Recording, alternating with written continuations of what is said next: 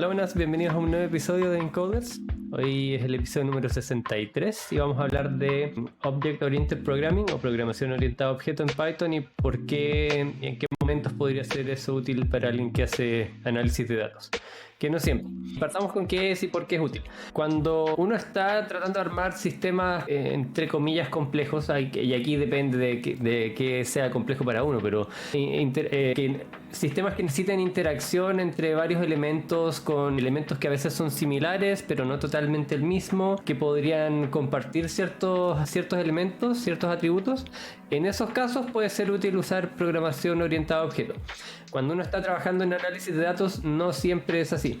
Muchas veces es mucho mejor usar programación funcional o como es un estilo imperativo, simplemente declarando así como quiero hacer esto, como secuencialmente y listo, uno obtiene un output al final. Pero hay otras veces en las que uno necesita hacer sistemas que interactúen más coordinadamente entre ellos, o a veces uno quiere hacer una herramienta que otras personas van a usar. En esos casos puede ser útil la programación orientada a objetos, o también para entender lo que está pasando cuando uno ocupa las herramientas de forma imperativa o funcional. Así que no es, yo creo que ese es como el uso más grande que le veo, el entender qué es lo que está pasando por detrás. ¿Algo que quieran agregar, Mati, Chris? ¿Cómo eso? ¿Puedes repetir lo último? Eso es. Sí, que yo creo que lo más importante de entender programación orientada a objetos para alguien que hace análisis de datos es entender qué es lo que pasa por detrás. Qué es un objeto, por qué ciertas librerías que uno usa funcionan de cierta manera versus otras. Más También te que puede crear. servir si alguna vez, no sé, querí hacer algo. Sí, pero no es pero no siempre. Sí, No, yo quiero no. para las personas más técnicas que les gusta programar y empezar a programar Python, análisis de datos, con pandas, entender un poco más la programación orientada a objetos es acercarse más a la programación tradicional o como cuando es desarrollador de software. Porque aquí uno necesita mucho más conocimiento de cómo funciona, cómo se programa correctamente. Un poco más complejo, un peldaño superior a programar de forma lineal un flujo de datos. Entonces, un buen camino para el que le gusta programar es saber de qué se trata la programación orientada a objetos. Y esta va a ser una sesión para entender los componentes básicos. Sí, Oye, comentario al dale, margen, pero porque me gusta leer el chat. Le dale. robaron la mochila a Edgar. Mala onda. Oh, Que no roben, cabros. Los que están puta mi escuchando madre. es malo robar. Eso. ¿Y ocurrió ahora? ¿Hoy No, día? no sé, en volar. Pero Y una no. antena para auditoría de redes. ¿Cómo una antena? ¿Tenía una antena Es en tu que sí, mochila? es como lo mismo que a veces uno puede hacer en cualquier empresa de telecomunicaciones. Tú cuando tienes que testear, no sé si es que en cierta zona tienes o no señal, si hay red, tú tienes que llevar una antena o un teléfono al final tiene una antena. Tienes que llevar un aparato, a veces tienes que conectarlo. Entonces, para hacer pruebas, para auditar si es que tienes o no red en ciertos espacios, necesitas llevar una antena para medir la señal. Bueno, Eso, bueno, supongo que a eso se refiere. Eso es lo que yo entiendo al menos. Que es muy normal con un ambiente de telecomunicaciones. Oye, por si acaso coincido, volviendo al tema. Porque Vasconcelos dice OP para mí, bueno, OP si lo voy a decir así, importante porque si yo sin saber nada que haría como qué función es tensor, cómo se llaman estos símbolos, paréntesis, en TensorFlow. Y Sí. yo también creo, o sea, nosotros en el mundo de datos no trabajamos para nada solo, así que muchas veces te toca interactuar con desarrolladores, otros roles. Creo que va más por un habilitador que te permite explorar un poco la frontera, más que algo que debe, así que vaya a usar, como bien dijo Ro, en el día a día tan patentemente, pero igual es súper útil, o sea, poder hacer esas conexiones con otra gente te ayuda un montón en el trabajo, así que de que es útil es útil. Sí, Ahora, ¿podemos hacer modelos sin ellos? Sí, perfectamente. Esa es la otra respuesta. claro. Y también cuando uno habla de desarrolladores así como de software más puristas, eso no significa necesariamente programación orientada a objetos. Hay varios desarrolladores que usan programación funcional, que usan otros lenguajes, que no recuerdo en este momento cómo se llaman los típicos de programación funcional, pero son menos populares, pero no es porque, según yo al menos, no es porque sean peores, es porque simplemente son menos populares. La gente es como es difícil sacar algo popular de la popularidad. Entonces la mayoría de la gente aprende programación orientada a objetos cuando quiere programar, no sé, sitios web u otras aplicaciones, y eso hace que haya más empleo para ellas y que más gente lo aprenda y así sucesivamente. Pero hay muchos lenguajes que partieron como orientados a objetos que ahora están dando soporte a esquemas funcionales. Entonces ahora hay muchos lenguajes que están migrando a ser como más híbridos. Así que no es que cuando uno piensa en alguien que programa así full time como desarrollador de software, no necesariamente tiene que ser en programación orientada a objetos. No es sinónimo, ¿ya? Para que no se malentienda. Rodo, eso sí, igual es verdad, pues, o sea, para sacar algo de lo popular, porque igual en la universidad te lo enseñan así, ¿cachai? También, como que ya te preparan para que lo hagas ahí. Estaba pensando que efectivamente para sacar algo de lo popular tenés que llegar con una solución que genuinamente sea mucho mejor que las anteriores, pues, bueno, ¿cachai? Sí. Entonces, si es que nada lo vence así como notoriamente, no hay mucho intensivo, es decir, a cambiarse, ¿no? Sí, después les voy a poner un video en Discord en donde hablan más al respecto de eso. No me quiero detener tanto en eso porque no es el tema del día, pero estaba viendo un video al respecto que encontré bien interesante que les voy a poner en Discord sobre por qué ninguno de los 10 lenguajes de programación más populares al año de hacer el video, que fue como hace 3 años creo, ninguno de esos era funcional. Solamente habían como 9 orientados a objetos y uno que era, no me acuerdo qué, era como no estructurado, no recuerdo bien la clasificación. Entonces lo que es interesante, el razonamiento y todo eso, así que se los voy a pasar después. Ya, pero sigamos con el tema. ¿Qué es una clase y un objeto? Ya, para todo esto voy a usar un ejemplo de un chico. ¿Dónde está? Aquí está. Este video lo encontré bien bueno. Siempre, o sea, yo suelo recomendar mucho los videos de Free Code Camp. Creo que tienen muy buen material. Cada uno de estos videos los hacen con distintas personas. No es que el dueño del canal Free Code Camp haga los videos de todo lo necesario, así como de todo programación, ¿no? Como que subcontrata entre comillas a muchas personas. Y cada una de estas personas explica súper bien en general. Entonces suelen tener videos muy buenos. Y este me gustó mucho, de orientación a objeto en Python. Les voy a poner todas estas referencias después en Discord, en la sección de links útiles, que para los que no la conozcan, está acá, links útiles. Y vamos a ver un repositorio que tiene, este de acá. Vamos a ver ejemplos de este repositorio. Ya tengo el repositorio clonado. Aquí está. Entonces vamos al primero. Vamos a la sección introductoria. Ups. WarIP3 dice, mi mami me dio la vida. Free Code Camp, las ganas de vivir. Sí, son muy... Sí, parece que le gusta harto Comarro. Tienen muy buen material. Y hay muchas páginas que tienen muy buen material, pero en particular ellos son uno de ellos. Ya, entonces, ¿qué es una clase? Y las clases las definimos con la palabra clave de class. Y acá yo voy a definir una clase item que voy a usar para... Imagínense que este es como un estudio de inventario. Tenemos una tienda en donde hay varios ítems en el inventario que tienen distintos precios, tenemos distintas cantidades de ítems en cada zona, tenemos algunos que pueden estar rotos, otros que no, etcétera, ¿ya? Y vamos a crear una clase llamada item. Y a esta clase le vamos a poner la palabra clave pass para que no haga nada. Entonces si yo defino esta clase y luego hago item1 igual a item, a la clase item, no tengo ningún error y veo que definí algo. ¿Qué definí? Bueno, es algo raro que estoy imprimiendo acá, que a lo que le vamos a llamar una instancia. Es una instancia de la clase, un objeto como un objeto más concreto, una instancia de esto abstracto, de esta clase abstracta que definimos. Y fue definida como en el módulo main y se llama item. Y este objeto va a estar guardado en este espacio de memoria, ¿sí? Ese output de Python, que eso es súper técnico, el espacio donde está guardado en la memoria. Por lo general esto no es útil. Para una persona normal, a menos que quieras jugar con los espacios de memoria, no es información relevante. Y eso no lo vamos a bueno. Sí, porque es como ¿por qué? No es relevante. Porque es el por defecto. Demasiado técnico. Es que es el por defecto. Mira, piensa que tú estás definiendo una instancia de una clase. Imagínate que es una instancia de una clase cualquiera. Puede ser de cualquier tipo. ¿Qué es lo que vas a imprimir? Sí, puede ser cualquier cosa. Absolutamente cualquier cosa. Lo único que es como medio genérico es el nombre que va a tener y dónde está guardado en el espacio de memoria. No sabes más de la clase a priori. Piensa que esto tiene que funcionar para todas las clases. Todas. Entonces, por eso se define de esta manera como tan abstracta. Y después, cuando uno define una clase uno mismo y le quiere poner ciertas propiedades, ahí uno lo puede ir cambiando y decir, ya, ahora quiero que me imprimas algo más humanamente legible. Y quiero que hagas esto cuando te crees, etcétera. Pero por defecto tienes que darle algo muy genérico. Sí, está bien. Te compro. Clases. Nunca lo he hecho en R, pero tengo entendido que puedes programar con programación orientada a objeto en R. Nunca lo he hecho, así que no te puedo mostrar un ejemplo ahora mismo.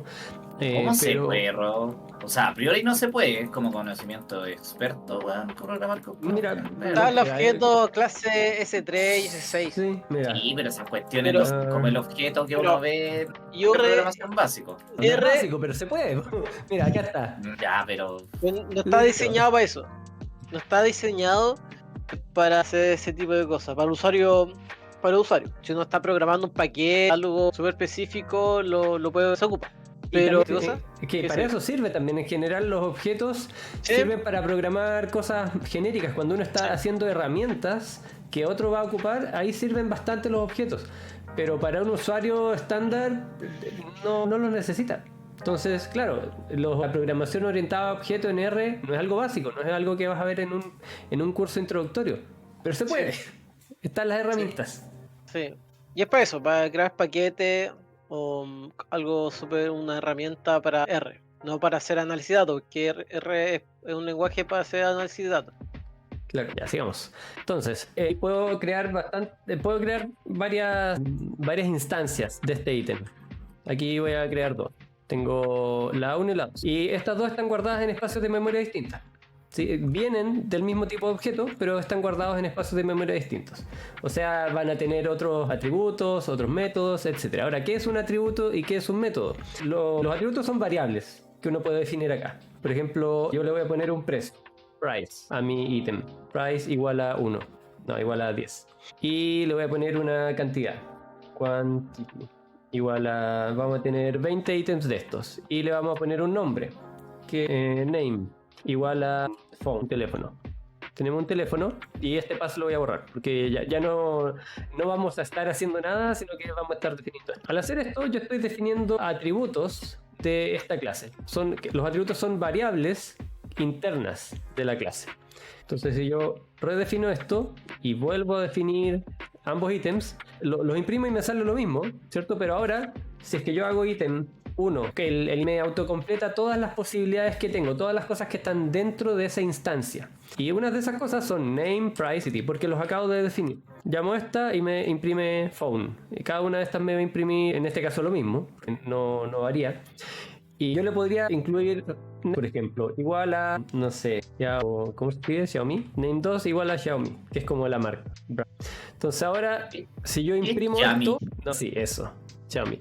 Entonces ahora si yo imprimo este atributo que acabo de definir por fuera, no en la definición de la clase, igual está. Entonces uno puede agregar atributos a las clases. Es como una lista, pero más genérica. ¿Sí? No es necesario que todo se defina en la construcción de la instancia. ¿Dudas hasta acá? No, claro. Ya, bueno. Lo ideal es que esto sea paramétrico, ¿cierto? No quiero estar definiendo todos mis ítems igual. Así que yo podría ponerle acá en la definición, podría ponerle un nombre que va a ser obligatorio, un price, un precio que va a ser obligatorio y una cantidad ya que va a ser por defecto 1. Ya no es necesario llamarla. Y esto de acá lo asignamos. Ahora, aquí hay algo... Acá hay algo que deberíamos diferenciar, ¿sí? Porque aquí yo estoy definiendo mis atributos en toda la clase, ¿cierto? ¿Qué pasa si yo quiero definir mis atributos por cada instancia, por separado? Quiero tener un teléfono acá y un laptop aquí. Por ejemplo, acá lo que me gustaría hacer es decir que este es un laptop, mientras que este es un phone.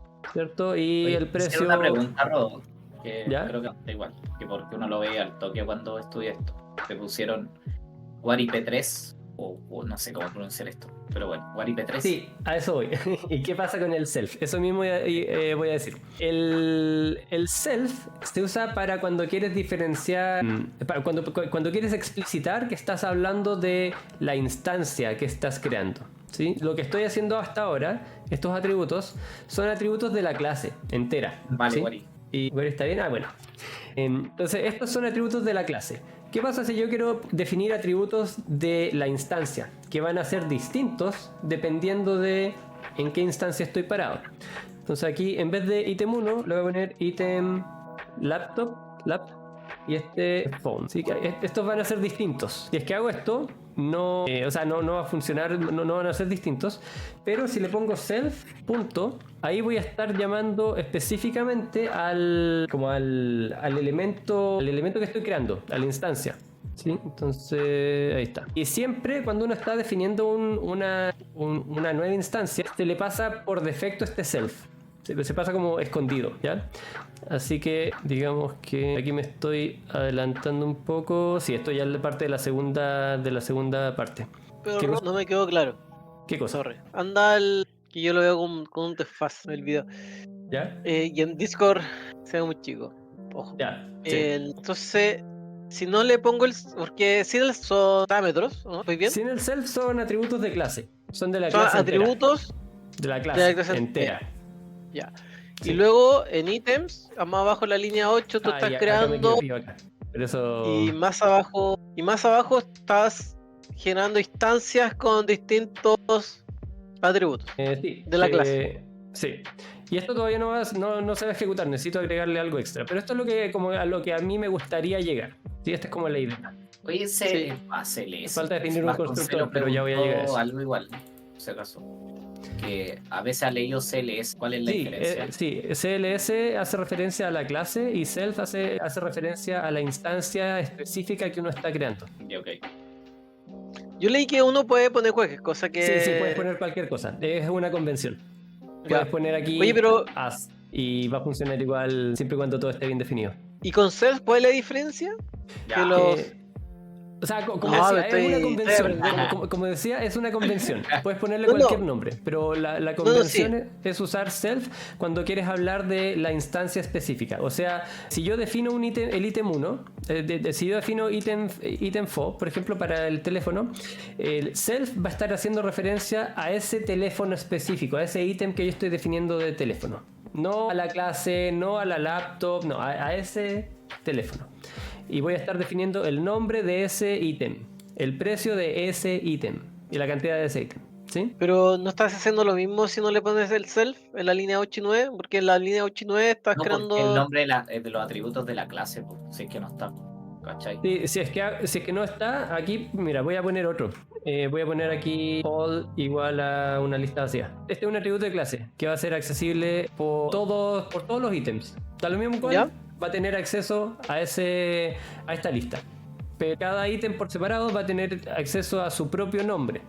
¿Sí? Estos van a ser distintos para cada instancia. Este va a ser el mismo para todas las instancias. ¿Sí? La clase es más general, pues, al final. Eso Sí. es. Sí, o sea, lo entiendo con self, que es de la instancia que uno crea. Sí.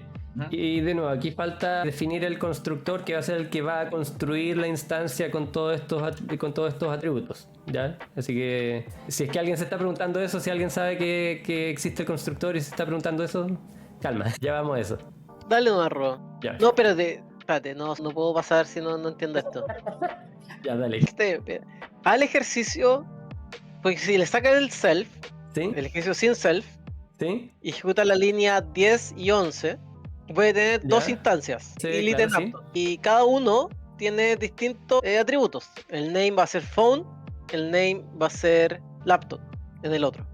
Y espera, es que si es que deja poner el nombre distinto como para que diferenciarlos por ahora. Este lo voy a borrar, si en verdad no tiene sentido por ahora. Entonces, esto probablemente va a dar un error porque no está todo definido. Claro, self no está definido. Voy a pasar al constructor como para definirlos bien de una, con el ejemplo, ¿ya?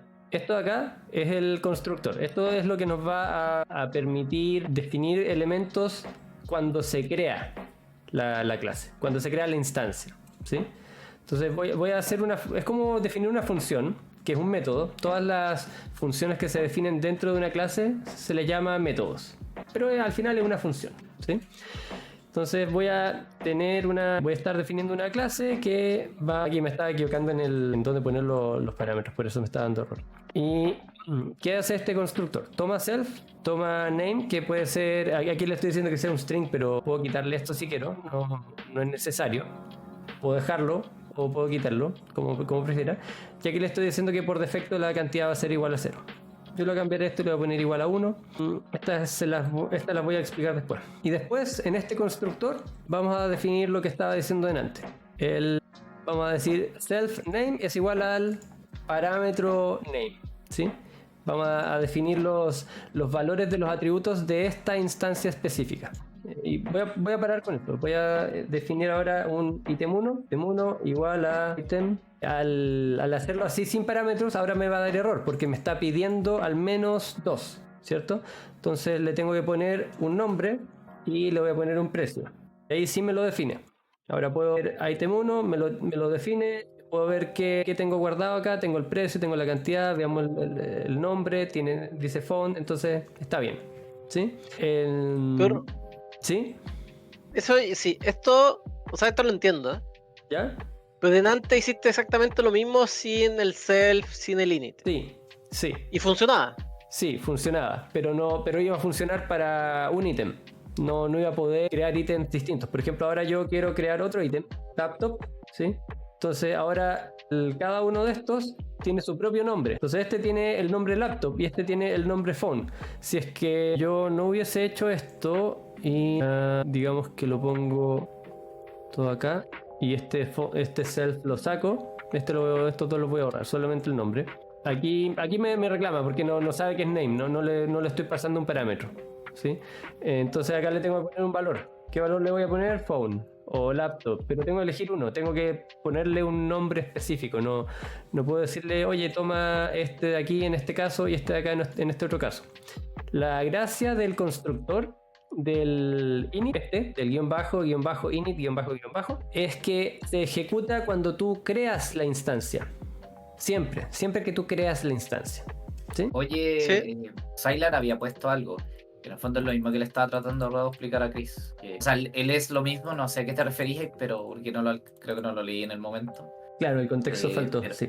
Pero los atributos de clase son compartidos por los objetos, eso fue lo que le dijo Ro a Chris delante, que en el fondo ahora está haciendo los atributos como para cada objeto en el fondo. Sí. Pero los atributos de clase eran compartidos por todos, por algo son de clase, pues, y no del objeto. Y yo puedo definir el objeto de clase por fuera, tengo siempre que definir dentro de la clase misma. Lo puedes definir por fuera, pero en general suele ser mejor ponerlo en la misma definición, si no es como bien arbitrario. Por ejemplo, acá yo definí ya un atributo de clase que se llama odd, y si yo voy acá a buscar odd, me aparece, el IntelliSense me lo sugiere, y lo imprimo y me dice, es una lista vacía, ¿sí? Entonces ahora a esta lista vacía quizá podría hacerle un de ítem 1, y ahora cuando imprima la lista vacía me dice que tengo este ítem. Si es que yo imprimo la lista vacía del ítem 2, me falta una L. Ahí está. Me dice que tengo el mismo ítem, el que termina en 80. Si yo imprimo el ítem 2, no termina en 80, termina en 50. Entonces aquí, a través del ítem 2, yo estoy accediendo al atributo de la clase, que es compartido con respecto a todas las instancias de esa clase. Ah, ya. Pero si yo la modifico en una instancia, en la otra no se modifica. Sí, sí, se modifica. Es lo que pasó acá. Yo ahora la definí como una lista vacía. Si yo la imprimo acá, primero... Sí, sorry, que como veo la pantalla después... Sí, voy a reiniciar todo para que esté limpio y sin la definición... Ya, entonces, ahora si imprimo la lista original, el atributo de clase original es una lista vacía, ¿sí?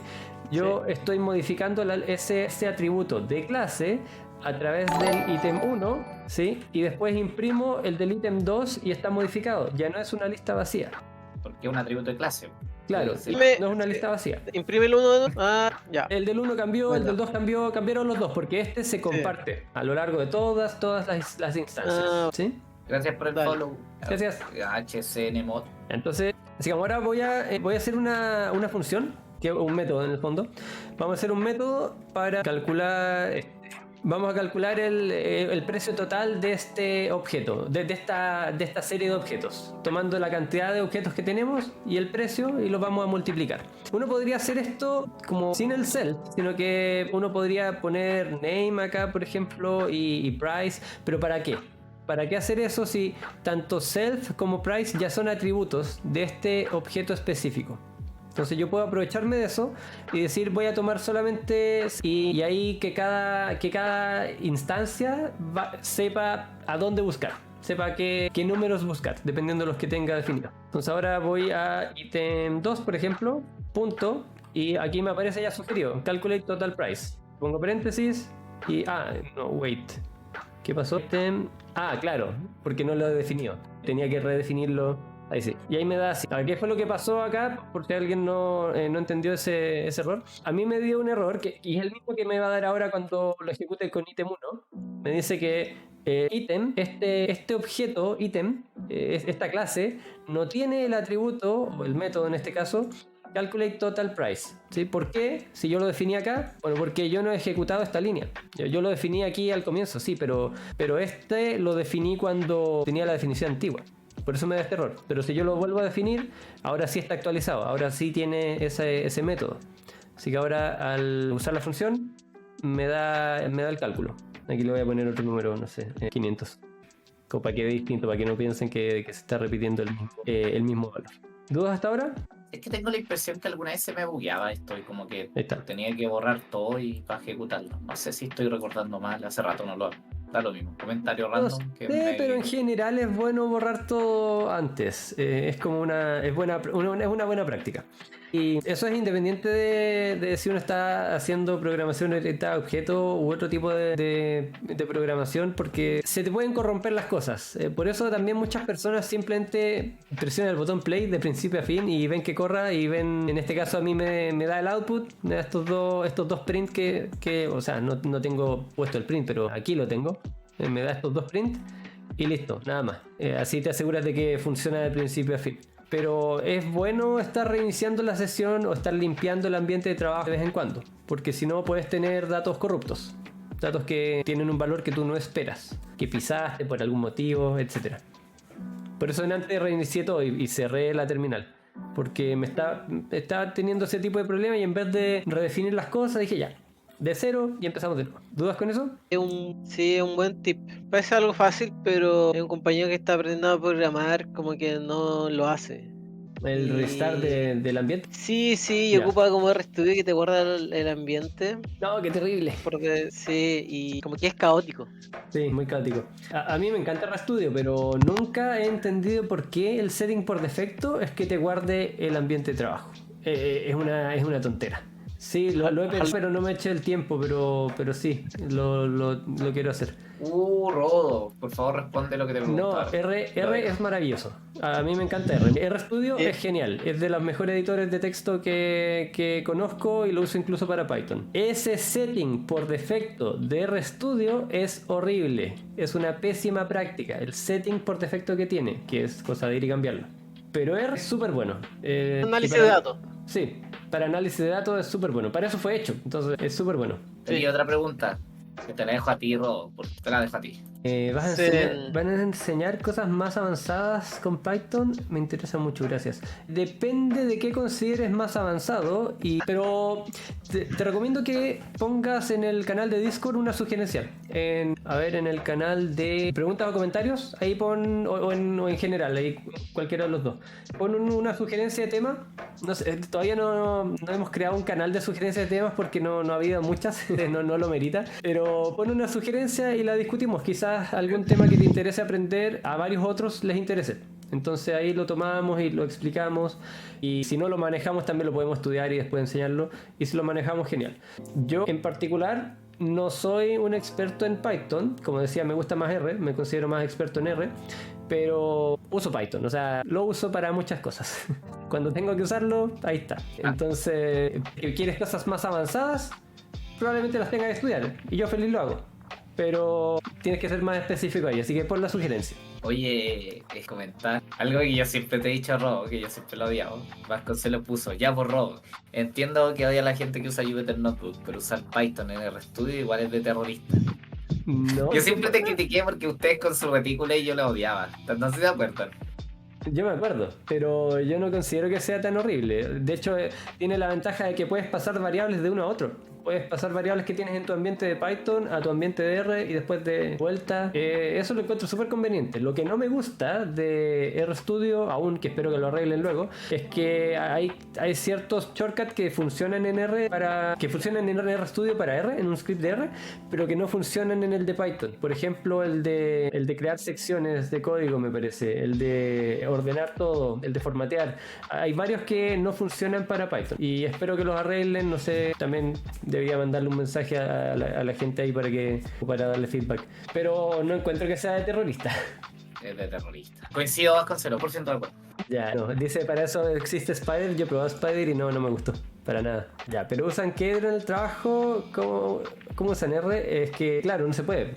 Por eso a mí no me gusta Kedro, porque no te encierra a un solo lenguaje. Hola tío Tito, ¿cómo estás? Bienvenido. Hola, hola. Súper cómodo escribir código en un cuarto de pantalla. Sí, o sea, si es que ese cuarto de pantalla lo expandes al tamaño que tú necesitas, sí, es súper cómodo.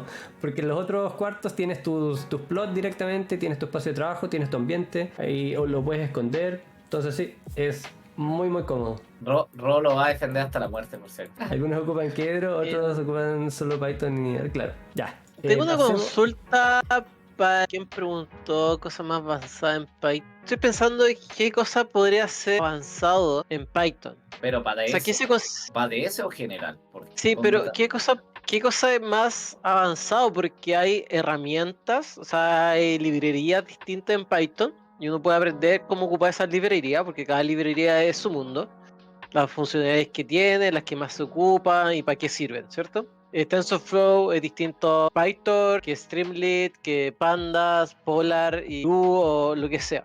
Y cada uno tiene su aprendizaje. Y entonces estoy preguntando, ¿qué sería algo más avanzado? Porque por un lado está aprender cómo ocupar librerías, está lo que estamos viendo ahora que es programar como orientado a objetos, que todo es todo varios capítulos, como ver todo lo que se trata programación orientada a objetos.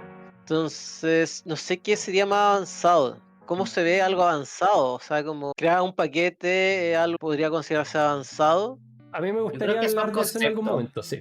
Yo creo que son conceptos, en verdad, Chris. ¿A qué voy? Sí. Por ejemplo, yo tuve el curso de programación y quería tomar programación avanzada. Y, por ejemplo, herencia, polimorfismo, esa weá, no sé si yo sería en un curso básico de... ¿Eso no es de- programación orientada a objetos? Sí, pues porque es herencia de clase. No cacho mucho, o sea, nunca tomé el curso de programación avanzada, solo leí el temario y todavía me acuerdo algo. Pero era como que se podía aplicar, ¿cachai? Porque tenéis como la clase, la otra clase heredaba la weá y empezaba y así. Y como que esos conceptos de herencia se podían hacer. O sea, lo consideraban avanzado en ese curso, que estaba en el temario. Pero yo también lo estudié, nunca lo tomé el curso, lo quise tomar. Y como que vi el temario para ver qué pasaba. Pero eso. Y eso es lo que me acuerdo yo. Sí. Si alguien me puede Sí. como dar, que sea programador de acá, que vea como que le Porque- llamaría avanzado acá. Pero es lo que me acuerdo Sí, yo. ahí Santiago nos dice que esto mismo es avanzado y lo pasan al final de todos los cursos. Yo creo que es cierto, pero esto es un concepto que se aplica a todos los lenguajes que sean orientados a objetos, como C++, que se aplica los mismos conceptos de crear el objeto, de los métodos, del solid, de los diseños, design patterns, diseño de patrones cuando uno está diseñando algo y cómo estructurar un proyecto. Yo creo que eso sería más avanzado. O sea, tiene un proyecto y cómo lo estructuro para que sea sencillo, simple y ordenado y que funcione. Como hago un de test, como unir las componentes para lograr un software al fin y al cabo. Y Igual eso lo veo como avanzado. Yo no sé porque esto de verdad es como intro a la programa para mí, pues, ¿cachai? No, como que no, podría llamarle algo avanzado si te lo pasan en el primer curso, ¿cachai? Sí. Solamente que en el camino al Data Scientist quizás no es lo primero que te empiezan, porque es como bien dijimos al principio, sus aplicaciones son más limitadas en el término de ciencia de datos, ¿cachai? Como que es para entender lo que hacen los desarrolladores, otras cosas, te ayuda igual para uno para entender otras cosas, pero es como un habilitador, no es algo esencial. Sí.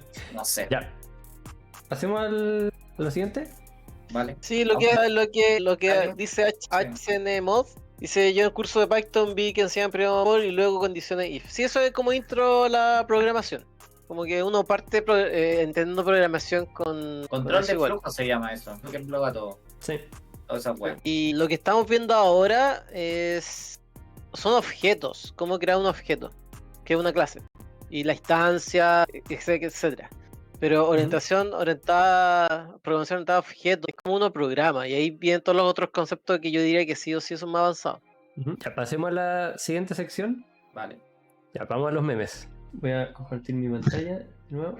Lo primero que iban a enseñar a Sinte. Hello World. De hecho, eso suele ser así, porque eso suele ser lo que uno aprende. Y bueno, después quizás espero llegar al punto de la privacidad, pero este meme tiene que ver con eso. Cuando estás corriendo una prueba y quieres correr una prueba con un atributo que es privado, a lo que no puedes acceder por fuera de la clase, y sientes la tentación de cambiarlo a público. Y ese cambio a veces puede desencadenar malas cosas, porque puede que otros elementos lo cambien por error sin que te des cuenta, y ahí se jode todo. Entonces hay que tener cuidado con eso.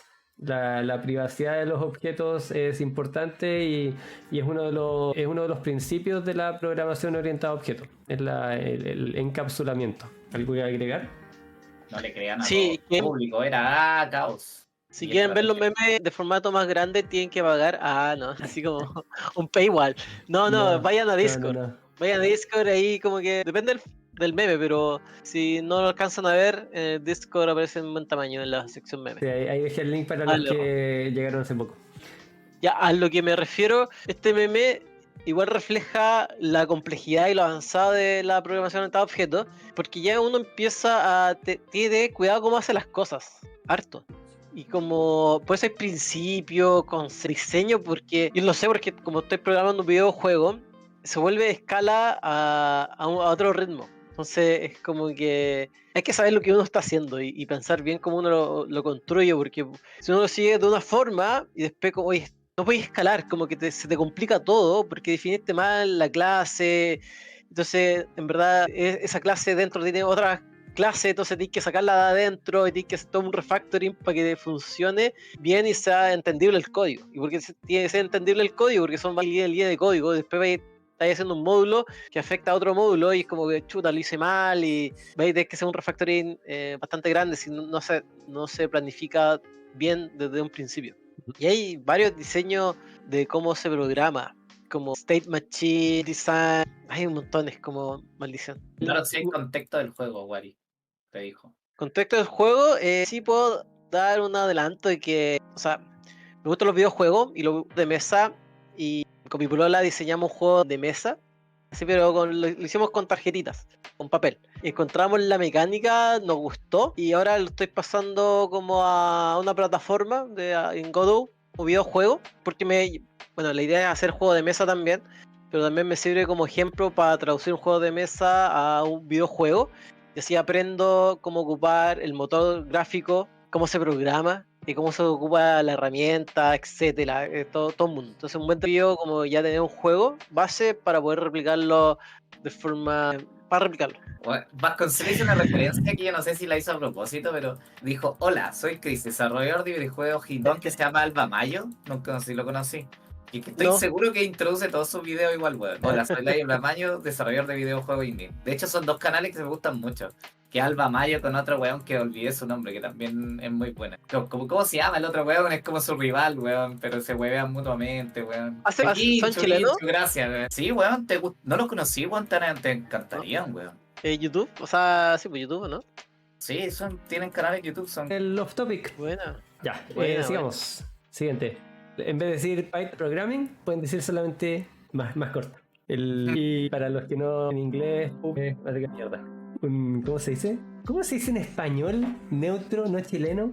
¿Qué cosa? Un mojón. Ya. Y el otro es lo que decían antes, el functional programming versus oriented. Es como típico que la gente dice, me gusta más este, no, a mí más este, pero al final son herramientas, son dos tipos, dos como formas de programar distintas que tienen mayor o menor utilidad en ciertos contextos. Entonces, como decía ahora, los sistemas que son más OP están soportando funcionalidades de FP, de Functional Programming, y viceversa. Por ejemplo, lo que mostraba de R es funcional, pero igual uno puede programar con orientación a objeto. Es una herramienta que hay que saber usar en el momento en que uno lo necesita. Claro, ¿algo que agregar? No. Quería hacer un comentario al público, a Santiago, que me recomienda un canal, que un Germán Coronel que está trabajando en Godot. Y aquí un comentario bien al margen, pero solamente para compartir con ustedes, que Godot se hizo bastante famoso en los últimos meses porque Unity aumentó los precios, cuando la forma que te cobran los últimos meses a los desarrolladores, y eso hizo enojar a la comunidad de los gamers, de los desarrolladores gamers, de que todos se empezaban a migrar a Unreal o a Godot. Y es bacán que ahora más gente sepa que es Godot, porque yo empecé a averiguar sobre el engine hace unos 3, 4 años atrás, y empecé a probar Unity, y Unity era famosísimo. Y Godot me gustó porque era bastante liviano, era en la época que ocupaba Linux y funcionaba bastante bien en Linux, y era liviano, y para aprender dije, ya me gustó más esto, y me sentía como un poco marginado al decir que ocupaba ese engine, porque nadie lo ubicaba. Era como, oye, ¿para qué estáis aprendiendo Godot si todos ocupan Unity? Es como aprender otro lenguaje que no sea Python para ciencia de datos. Es como, oye, no aprendáis RAS o R, aprende Python, porque Python, todos ocupan Python es lo que se ocupa, así que aprende Python. Y me pasa lo mismo con Unity, como, oye, ¿por qué aprender otra herramienta? No te va a servir para nada. Y bueno, qué bueno que ahora la gente se enojó con Unity y la gente ya sabe que es Godot, y es como que, bueno, bacán. Y hay más contenido, se está generando más contenido, más guías, más tutoriales. Para mí eso es bueno. Está buena la historia. Porque, y los fome es que alguien me habló y me dijo, estoy ocupando porque es como lo que está de moda. Y como ya es los que están picados del que Unity y se fueron de... En verdad no es moda, o sea, era un buen open source, una herramienta open source, y eso yo creo que le hace bien a la comunidad. Bueno, pasemos al siguiente tema de la presentación. O sea, del tema. ¿No? ¿Qué dice? Después de que me estoy pasando de la hora, etcétera. No, pero déjame, como, no sé, no tengo con quién compartir estas cosas. Que es una palabra francesa, pero Santiago me dice que es boludo en argentino, porque los desarrolladores de Godot son argentinos. Ahora todo me calza. Buena, gracias por el dato, ya me callo. Sé que no voy a hablar más, ropa, que no me río. No, si habla, no. Pero después no le reclamís nomás, eso. Claro, eso. Ya, entonces pasemos a esta parte. Ya está, el assert.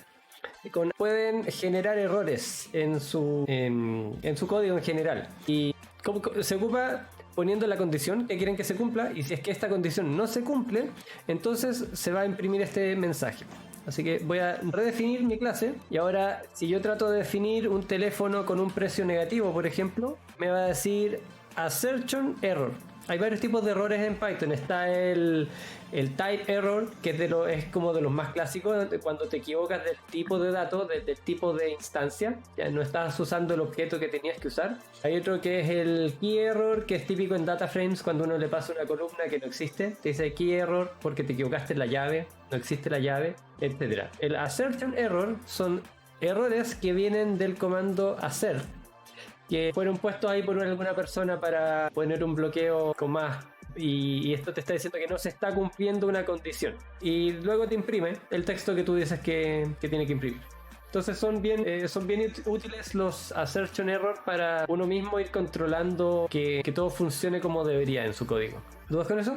Yo tampoco, mira, Cyberlar te dijo que no lo conocía, yo de hecho tampoco lo había escuchado, bueno. Yeah. Así que me interesa. Es para validar lo de los atributos y muchas otras cosas, para validar cualquier cosa a la que le tengas que poner un true false, cualquier condición. Ya, vamos al siguiente. Esto lo voy a borrar, este lo borro, y vamos a la tercera parte. Ya, y una cosa que me faltó fue el append. Aquí, ¿se acuerdan que hice un append? Antes lo estaba haciendo por fuera de la clase. Ahora está incluido dentro del init. O sea, ¿qué significa eso? Que cuando nosotros creemos una instancia, vamos a primero verificar que estas condiciones se cumplan, si no vamos a tener un error. Luego de eso vamos a definir los atributos de esa instancia, no de la clase, de esa instancia. Y luego vamos a hacer una append de la instancia del self, de todo el ítem, a nuestra lista. ¿Y nuestra lista qué es? Es este atributo. El all de item es el atributo de clase de la clase item, que parte siendo una lista vacía. Entonces aquí vamos a estar agregando, cada vez vamos a agregar más elementos. Entonces aquí los tenemos todos. A ver, primero, espérate, estoy esperando que primero, ¿no? Imprimí ya. Estoy esperando que aparezca la trama. F5, estás con mucho lag. Yo ya lo veo, en mi pantalla del stream yo ya lo veo. Ya, sí, que quería ver cómo quedaban. O sea, una lista de objetos. Y cada objeto... Sí. Ya, ok. Y cada uno de estos objetos se imprime de esta manera bastante críptica, que se puede cambiar. Eso se puede cambiar con el método rep. Rep es una abreviación de representación. Y el método va a devolver cómo nosotros queremos representar nuestra instancia cuando lo imprimimos, cuando lo llamamos en general.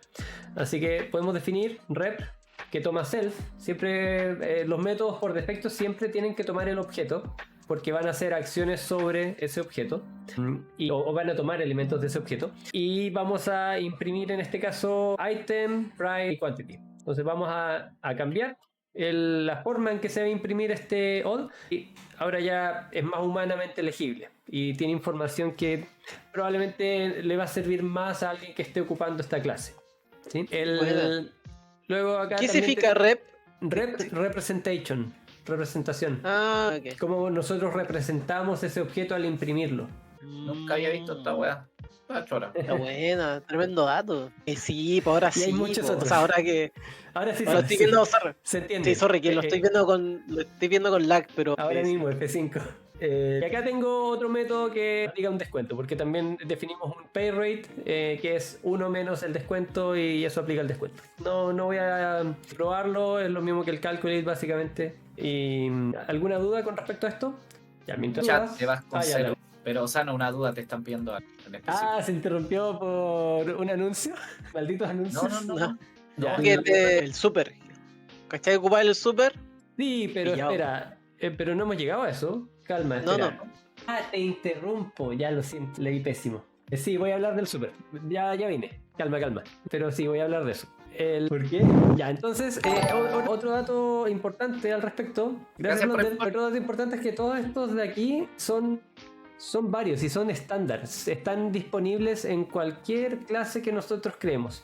Si yo llamo a la clase, y fíjense que ahora estoy llamando a la clase, no a instancias de la clase.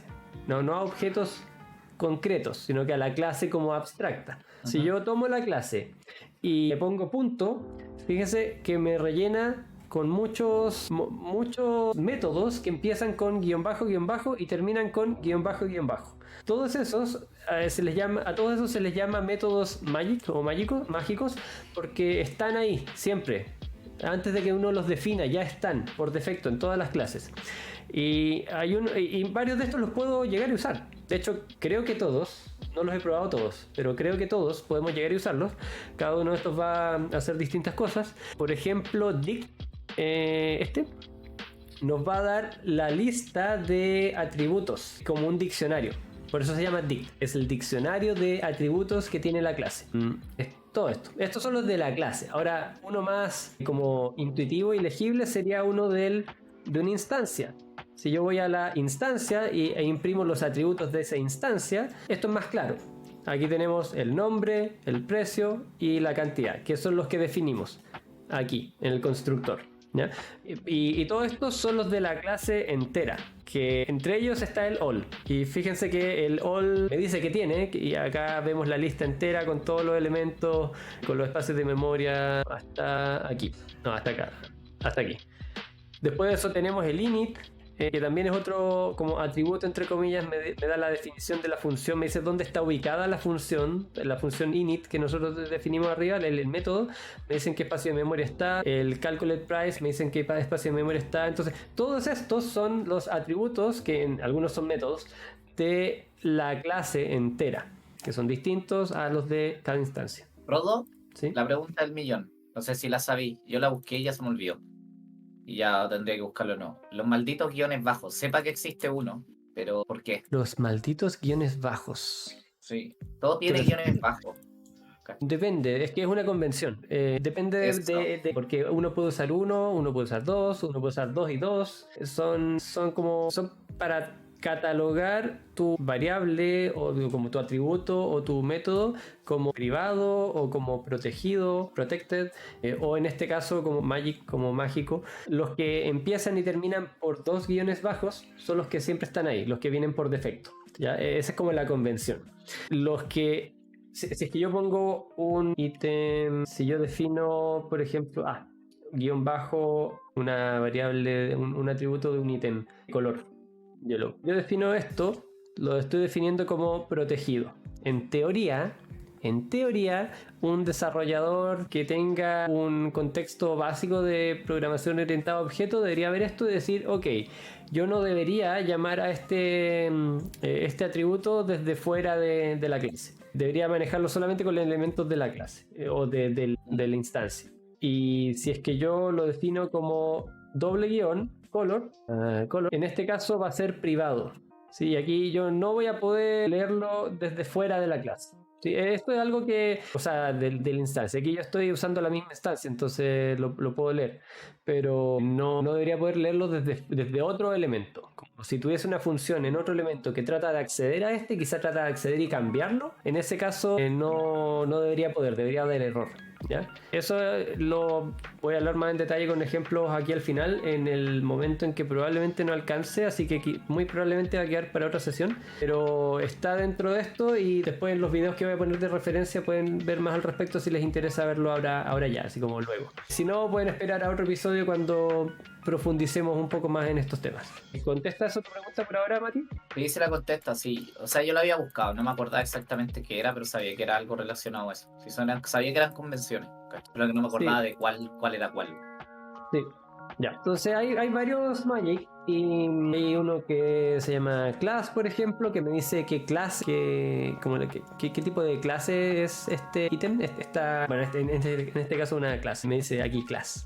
Y aquí quiero hacer un pequeño paréntesis para mostrarles por ejemplo, si yo hago float, tengo acceso a todo esto también.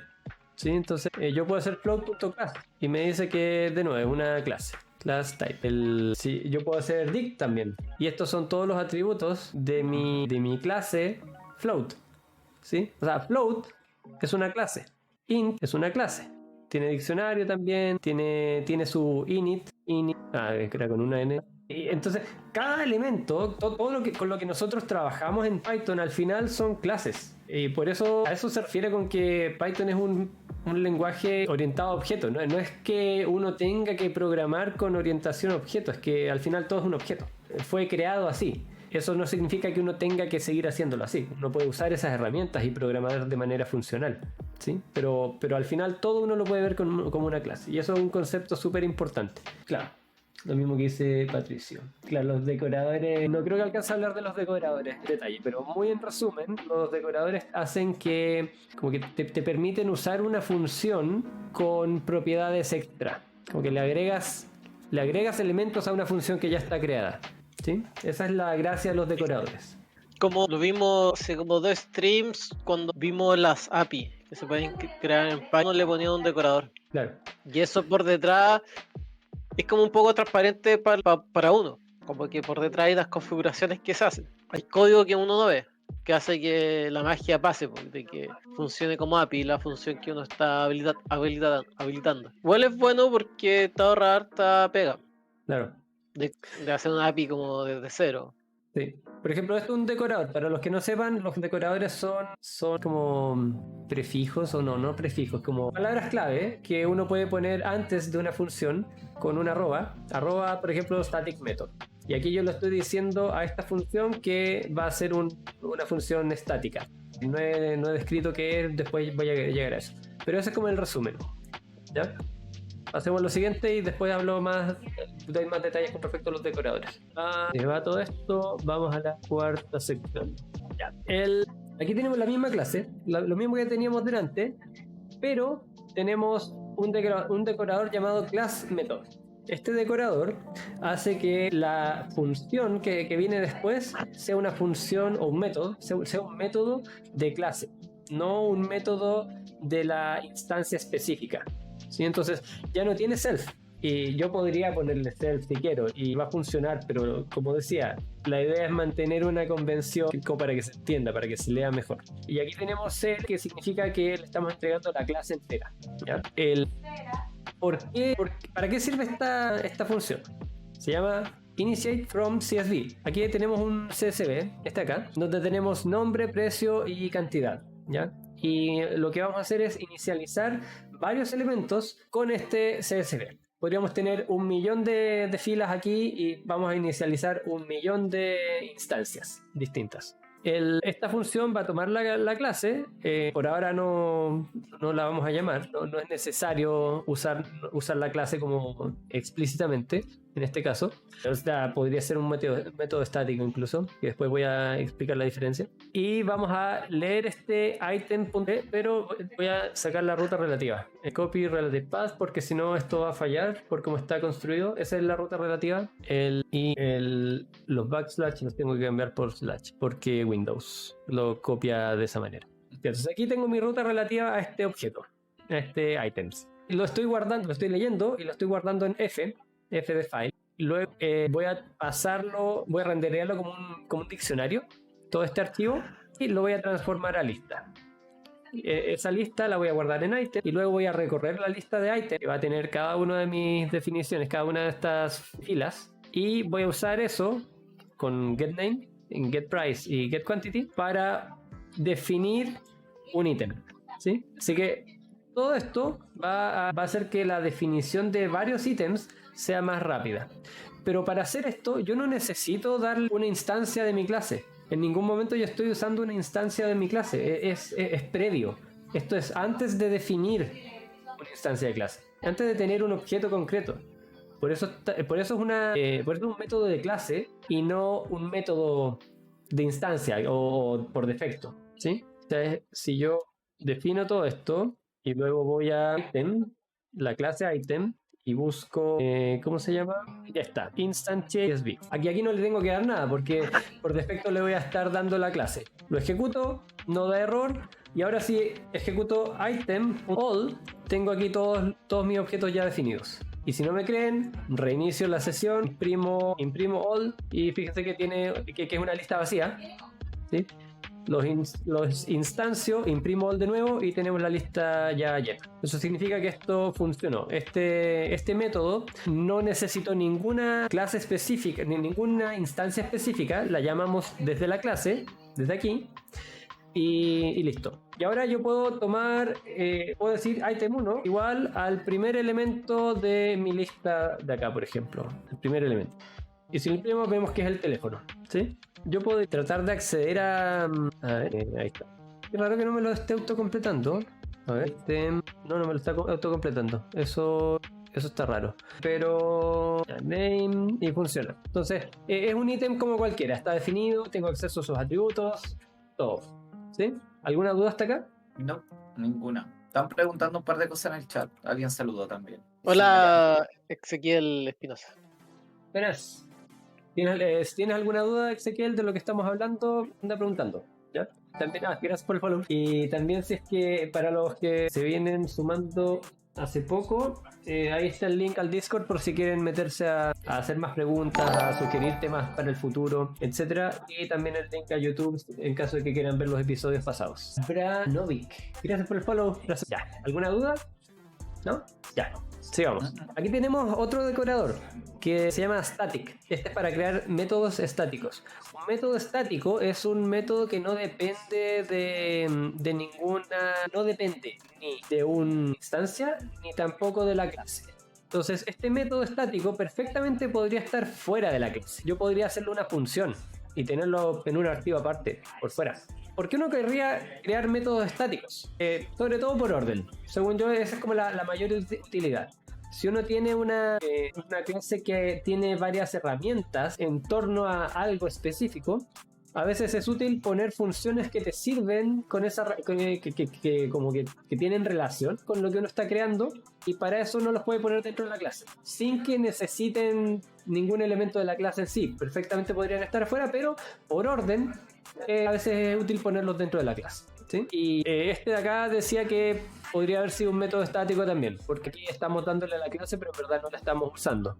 Sí, pero si uno quisiese usar la clase, si yo quisiese usar, por ejemplo, aquí el print ls para imprimir la lista, no, el all, porque se lo voy a estar cambiando, el pay rate. Entonces, si quiero imprimir esto, cada vez que yo defino, aquí estoy imprimiendo, estoy ejecutando la función, el método, y me está imprimiendo lo que le estoy pidiendo. Aquí podría ponerle y aquí sí estamos definiendo varios ítems con un pay de eso. Pues ahora lo ejecuto de nuevo y me da este mensaje. En este caso sí estamos usando la clase, sí es necesario porque queremos acceder a este atributo de clase, el pay rate, ¿sí? Así que aquí sí necesitamos que sea class method, el decorador, pero acá no necesitamos la clase. Aquí estamos preguntándonos, ¿este número es un integer? ¿Sí o no? Nada más. En ninguna parte necesitamos usar la clase ni la instancia, entonces aquí usamos un static method. Esa es la diferencia entre un static method, un method en general, y un class method. ¿Alguna duda? ¿Sí? Hay un par de comentarios en el chat, en verdad. Te estaba esperando que terminara la idea para comentarlo. Lo primero es que alguien preguntó, Brazanovich, mi duda es que hace eso strings en clase de Python nuevo. Y Vasconcelos respondió a la pregunta, y en realidad nosotros somos un canal más enfocado a Data Science, sí. Claro. Hoy día tocó efectivamente programación, ahora está objeto en Python, lo mencionaba un poquito para cuál es la utilidad en Data Science, pero mayormente nuestro contenido es de Data Science, y obviamente programamos, así que por eso estos conceptos aparecen sí o sí, esa es la razón. Y después hay una pregunta en inglés que no la entiendo. Yo le puedo responder de que, por ejemplo, ahí está... Espera, Chris, una cosa. Virus, do you know in English or do you understand Spanish? ¿Entiendes español? ¿Hay algún problema? ¿O la quieres en inglés? Dale, Chris, si quieres o si quieres esperar. Pero como preguntó en inglés, prefiero estar seguro. Buen momento. Arigato. Dale en español. Que ahí está verificando si un número es integer, ¿cierto? Y uno puede, entonces existe, cuando está programando estas clases, ocupar una anotación donde uno fuerza de que la variable sea integer. Y si no es, si le estáis pasando un string a la variable, te reclama. No sé si es eso lo que se refiere con myp. Pero es como esto es clásico en C++, que define la función y tienes que sí o sí en la función definir que esta variable tiene que ser un integer o un string. Que la función devuelve void o devuelve string o un array. Si te refieres a eso, esta es una sugerencia más que un chequeo. Sí. No, en verdad, así que a mí no me gustan. Yo las encuentro malas prácticas porque si es que después tú haces un cambio y te olvidas de cambiar eso, vas a tener información inconsistente. ¿Dónde veo la cuestión atrasada? Ya, por ejemplo acá 3. Aquí me dice true. No me está reclamando. Y yo le puse que sea un string y no me está reclamando. Nada, pasa. Si acá le pongo que me devuelve un integer, no me devuelve un boolean, pasa. Entonces eso es el problema de Python. El problema de Python, entonces. Un gran error de Python. Da lo mismo. En C no sé, no me acuerdo. No, yo he programado y tira error cuando un lenguaje. Esa es la idea, te reclama diciendo, oye, recibí un integer cuando tendría que ser un string. Y para mí sería lo ideal. Debería reclamar, pero no lo hace. Entonces, por eso yo creo que es una mala práctica usarlos en Python. Y hay gente que dice que es una buena práctica porque es más legible. Te dice de inmediato qué es lo que tienes que ponerle. Pero yo digo, oye, yo leo eso y yo no le creo. No les creo. Oye, efectivamente te dice varios. Sí, de hecho, te obliga a declarar cada tipo de variable. Python es el único que... No es el único. estoy mintiendo Python totalmente. es raro ciertas cosas y en otras no. Pero en otro lenguaje es necesario declarar el tipo de cada una de las variables y se vuelve re pajero, pero lo tenéis que hacer así. Sí. Bueno, pero por eso yo esas, ¿cómo se llaman? Pero esas herramientas yo no las uso. Las evito totalmente. ¿Cuál herramienta? Es que no me acuerdo cómo se llama, pero el decirle aquí esto es un integer, A ver, no lo hago. creo que un paquete que uno instala. A ver. Tipiado pusieron, no sé qué significa eso. Sí, es opcional. Entonces parece que hay que activarlo. Hay que instalar MyPy El para que paquete, funcione. ya, ok. Sí. Ya, voy a revisarlo. Lo voy a revisar en otro momento. Pero sí, puede ser. O sea, sí, o sea, esa es la idea, pues. O sea, si no te da ninguna alerta, fome, pues no es Claro. necesario, pero si te da alerta es importante. Es que yo insisto, no es solamente que sea fome, es que es malo. Es derechamente No. malo porque tú puedes tener algo escrito que es falso y no te das cuenta.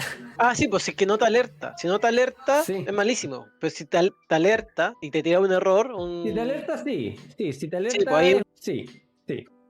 Oye, alguien me Tengo- puso Marcos MFF, puso que sos tipiado, igual tener que definir y declarar explícitamente el tipo de variable. Yo no sabía que tenía nombre. Gracias. Eso. No me acuerdo, Sí. no lo había escuchado siquiera, ya que no soy programador. Tiene sentido. Si eres programador, quizás no estudiaste Computer Science, pero si eres programador. Que no soy hardcore. Pero bueno, gracias. Y Ya. hay más comentarios. Hay una pregunta que es medio al margen, en inglés también, pero Plax. sí, pero ahí te la dejo rojo también para que la Ya, a ver, Python Development Technology, the company I work. Mira, yo no sé nada de Ruby on Rails, entonces no te puedo dar recomendaciones de marketing, así como de desarrollo en general, fuera de Science o MLOps Engineer y cosas así. Pero lo que sí te puedo decir es que Python es bien útil en general.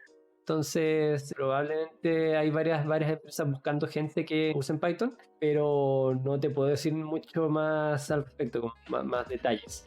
Quizás el programador GT sabe un poco más al respecto, no sé si es que está por acá, o quizás alguien más en el chat. Sí, hay muchas personas aquí en el chat que saben mucho más de desarrollo web, por ejemplo, u otros rubros que no sean de data science. Entonces quizás alguien del chat también sabe y puede responder. También impacta el país.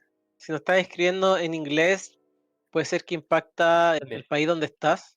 Pero, ¿sabes? Esto puede ser bueno, amplía tus posibilidades. Y para entrar al campo de análisis de datos, aparte de saber Python, te van a requerir a saber los modelos analíticos que existen. Random forest, regresión lineal, clustering, hacer análisis descriptivo, exploratorio, deep learning, etcétera, etcétera. ¿Qué más? Mientras tanto voy a seguir mientras ustedes leen el chat, ¿ya? Sí. Para ir cerrando y responder las dudas, pero como terminando los últimos puntos. Entonces hablé de follow. Gracias, locos. Y ya estaba hablando de los distintos decoradores por defecto. Y uno podría crear más decoradores. Uno podría poner aquí algo que no voy a explicar por ahora porque no hay tiempo. @ decorador. Y después poner una función def, etcétera. No sé, pass. Entonces uno podría definir este decorador de mi decorador, etcétera, etcétera. Entonces no voy a explicar cómo se hace eso ahora, quizá lo vemos en otra oportunidad, pero uno podría hacer eso. Y al final estos decoradores que uno usa acá por defecto son algunos que ya están hechos, que ya vienen por defecto en Python, para fácil uso en todas las clases. Algo más acá, creo que no, ya. Siguiente. Oye, Ro, 5 minutos porque te interrumpí como 20 minutos, yo creo. Sí, ya voy a cerrar. Quiero dar las ideas de los últimos 2 puntos.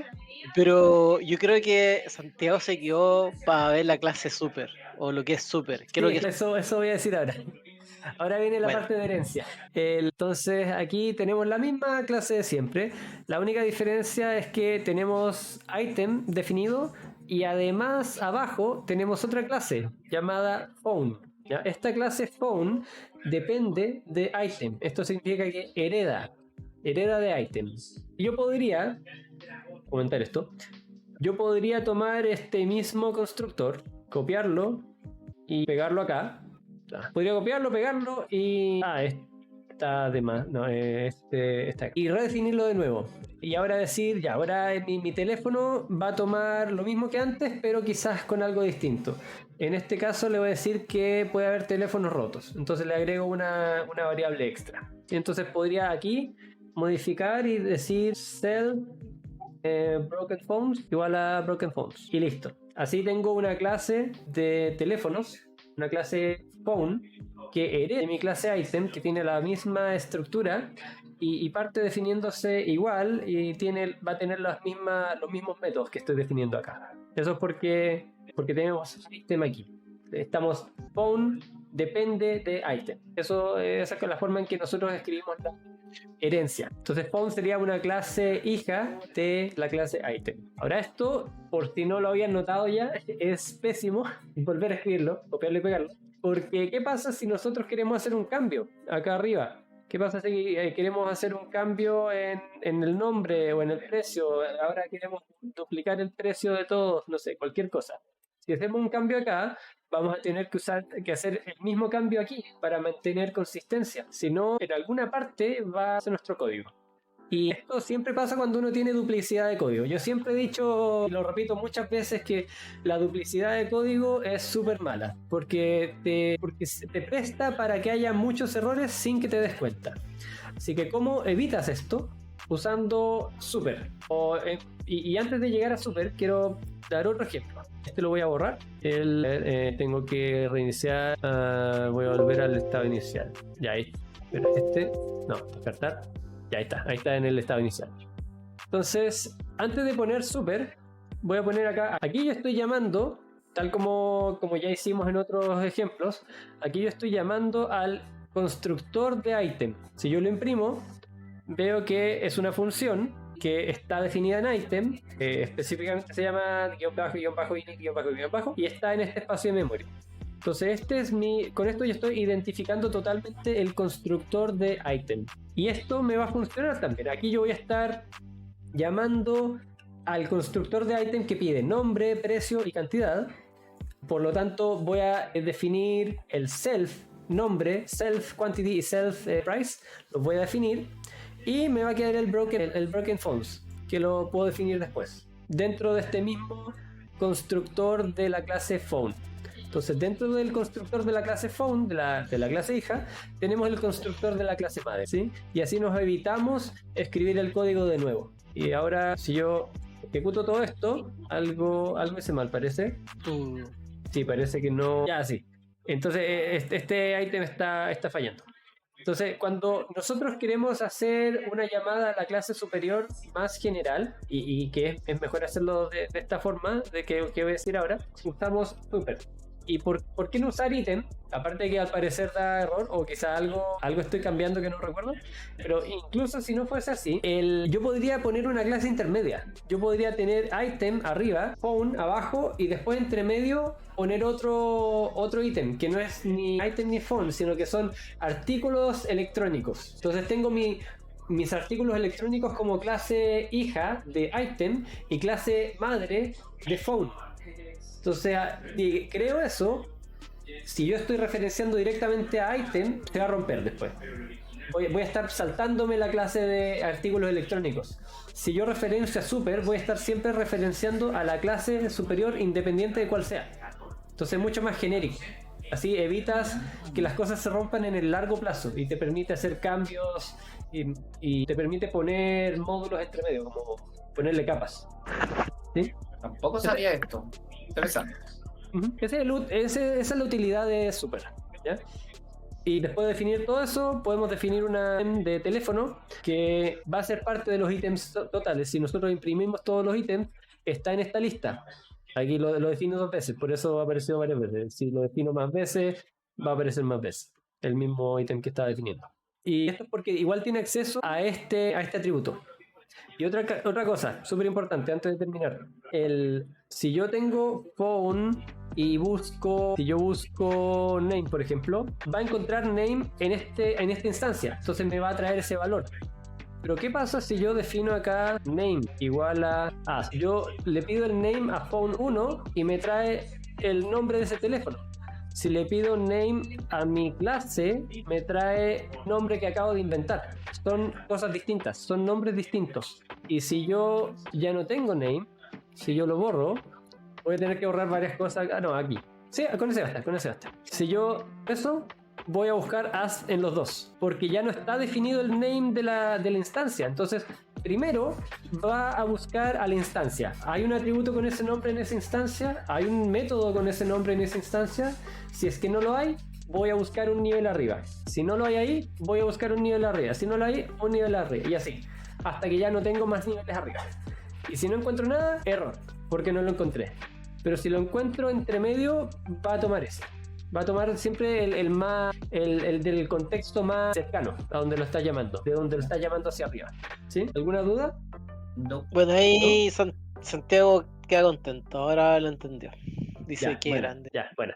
Entonces, cosas que quedaron pendientes que probablemente veamos en otra sesión. Los principios de la programación orientada a objetos más en detalle, los getter y setter, y las propiedades, la privacidad, que es el método privado, público y protegido, por qué uno usaría cada uno, decoradores, cómo crear un decorador como custom, uno propio, y no sé si se me escapa alguna cosa.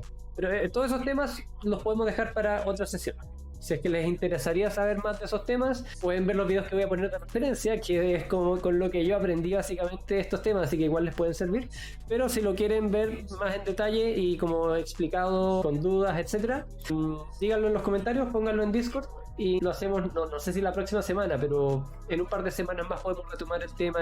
¿Ya? Pero hay que leer los decoradores comentarios que quedaron pendientes.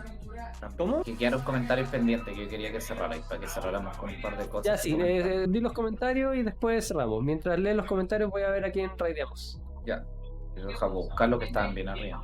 Y bueno, sobre lo de la pega, alguien comentaba que para eso hay que ver lo que están pidiendo, igual es verdad. O sea, nosotros tenemos unos capítulos dedicados de cómo optimizar quizá un poquito tus posibilidades a la hora de buscar trabajo. No me acuerdo si lo tenemos subido, pero Lo tenemos lo subido. comentamos. Sí, una cosa sobre eso. Gracias por recordarme.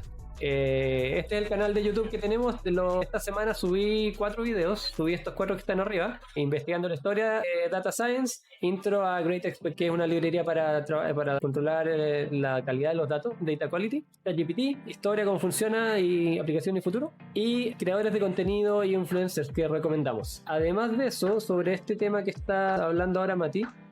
¿Dónde está? Aquí está. El capítulo 11, entrevistas de trabajo de Data Scientists, cómo prepararse, qué esperar. Este puede estar relacionado a ese tema. Y qué debe aprender un Data Scientist, el capítulo 2, también podría estar un poco relacionado a ese tema. El de las entrevistas como tal, no sé si está subido, o no sé si era este simplemente. Pero eso, dale Mati, ese era el contexto. Ahí para el que quiera revisar los videos, les dejo el link de YouTube. Por si ustedes quieren suscribir o ver los videos, ver si les interesan, etcétera. Patricia había preguntado si Python no teníamos estricto, que era la discusión de cuando estábamos hablando de declarar las variables y todo. Y alguien respondió muy precisamente, uy, ¿dónde está? Lo vi en antes y no lo quise leer. Es tipado dinámico, no necesita definir explícitamente el tipo de datos, la wea precisa. Será así. Y siguieron comentando lo de las ofertas de trabajo. Yo en general la respuesta es como efectivamente igual cada empresa pide sus propias cosas, hay que meterle nomás. Y eso quería decir. Vasconcelos dijo, podrían hacer un GPT con todo el info y los videos del canal, cosa que te mande la referencia. Chris le mete GPT a la web, si ya lo hace. Sí, no tengo tiempo, pero se viene, avanzó a poco. Sí. Tengo 60 videos, harta info. Y Sí, escaleta. Es mucho. se puede sacar algo interesante de ahí. Sí. ¿Qué más? Próximo. Mati, ¿algún otro comentario? No, creo que no se me pasa nada. Ya. Más clases, please, nos pidieron, pero... ¿Clases de qué? Pongan en el Discord, porfa, qué les gustaría que explicásemos. ¿Qué tema específico? Estoy viendo quién está conectado, pero que no veo a nadie. ¿Qué le pasa a la gente? ¿Dónde está Sadie? Hace rato estaba como de vacaciones, siento, weón. Sí. O al menos no en este horario. El programador GT también es de los que normalmente raideamos y no está. Si es que alguien tiene alguna recomendación para raidear, podemos tomar recomendaciones. Y si no, voy a elegir a alguien a mi criterio. Mientras tanto, vayan diciendo algunas preguntas de cierre. Algunos comentarios de cierre. Dale, Chris, son tuyos. Míos. Sí.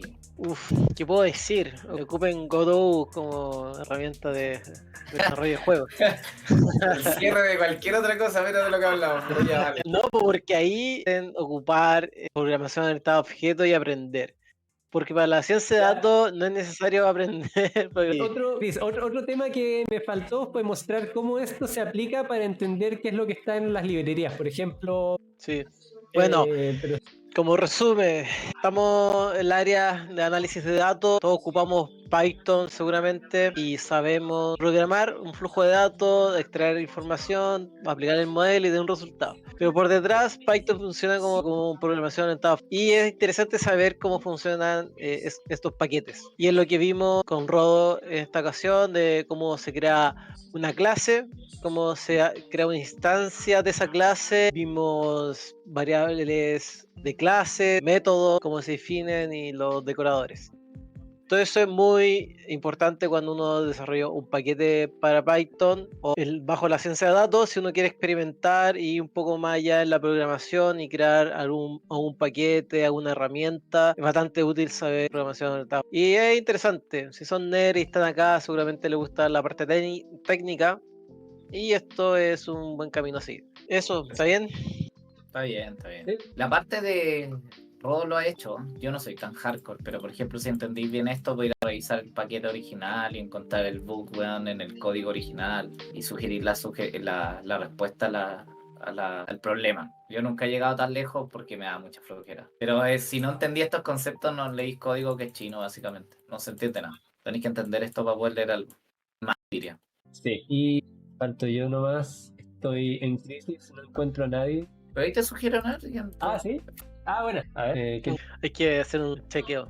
Puede ser No es claro, hay que hacer un chequeo mínimo. Ya está trabajando con SQL, ya tiene SQL. Eso igual se relaciona. Hagámosle un raid a PerDev. Ahí vayan a saludar. Probablemente Wari tú lo conoces porque lo está sugiriendo. Así que mándale saludos y vayan a darle ánimo en lo que esté. Voy a setear el raid mientras cierra. Hacemos un raid a Muran. No, me niego. Ay, no, te mato. Ver cómo el van, no me importa. Ya, entonces, como cierre final, les recuerdo que si quieren poner temas para el futuro o quieren ver los videos que ya tenemos, pueden entrar al Discord o si están viendo este video en YouTube ya y les gustó el contenido, gracias por ver hasta este momento y darle like si les interesa, obviamente. Y recuerden que la programación orientada a objetos para temas de Science es súper importante para al menos entender lo que uno está haciendo, no necesariamente para hacer cosas, pero te da muchas más herramientas para poder comunicarte mejor con otras personas, entender lo que las otras personas están haciendo y entender cómo usar las herramientas que otros están disponibilizando para ti. Nos vemos la próxima semana, todos los martes de 7 a 9 de la noche, hora chilena. Estaba leyendo el resto de los comentarios y René dice que escuchó hablar de, no sé si esto es verdad, pero escuchó hablar del CEO de Google que la inteligencia artificial iba a tener mayor impacto que el descubrimiento del fuego. No. Qué terrible. Oye, Digamos que no y listo. Oye, a mí me parece muy descarado de tu parte, Chris, la verdad. ¿Descarado? Descarado, sí. Descarado. Por lo siguiente, mira mi argumentación perfecta. Tú de repente sí, mira, según mi estadística, un 80% de la gente hace tal cosa. Y eso y el CEO uno se puede sacar de la manga, weón, una weá. No. Espera, no, si me quedé pensando, me quedé pensando, porque a primera cuando uno lo escucha es como fuerte la declaración de que quiero el fuego, pero podría ser, podríamos llegar a esa instancia porque cuando el ser humano descubrió el fuego se hizo bastante poderoso. Es que, mira, capaz de la Tierra. En verdad yo creo que depende de cómo lo mires. Si miras como el descubrimiento del fuego aislado, sin mirar todas las consecuencias y ramificaciones que eso trajo, quizás. Pero si tomas en cuenta las ramificaciones, no, ni cagando, jamás. ¿Qué podría ser? Podría ser un es que no puede ser. Si tomas en cuenta todas las ramificaciones, no puede ser porque el fuego dio origen a la inteligencia artificial. ya, ramificaciones. Entonces no puede ser. Es imposible. Esa es la frase al final. El fuego dio más a la inteligencia artificial. Escucho eso, weón, y me meto el video en YouTube. Que sea tu frase, Ro, para el título del YouTube. ¿Cómo el fuego permitió la inteligencia artificial? No. Eso dijiste. Está grabado, ¿no?